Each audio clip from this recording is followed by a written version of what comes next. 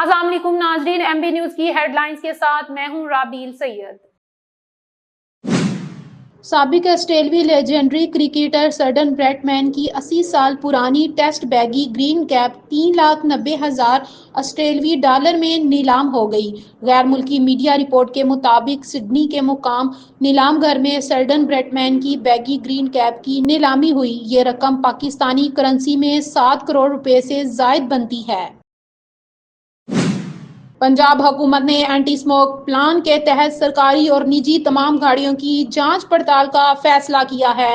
पंजाब हुकूमत ने इस हवाले से एक नोटिफिकेशन भी जारी किया है, जिसके मुताबिक सूबे भर में तमाम गाड़ियों के लिए फिटनेस सर्टिफिकेट लाजमी होगा।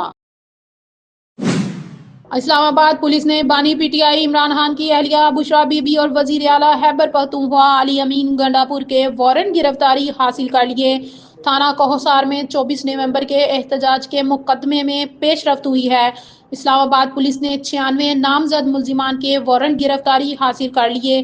बानी पीटीआई की अहलिया बुशरा बीबी के वारंट गिरफ्तारी भी जारी हो चुके हैं। वजीर आजम की फ्रांसीसी सदर से मुलाकात। दोनों ममालिक का बिजनेस टू बिजनेस रवाबत बढ़ाने पर इत्तफाक। शहबाज शरीफ ने फ्रांस को पाकिस्तान में सरमायाकारी बिलखसूस मौसमियाती मौकफ और काबिल तजदीद तवानाई से इस्तफसादा करने की दावत दी है।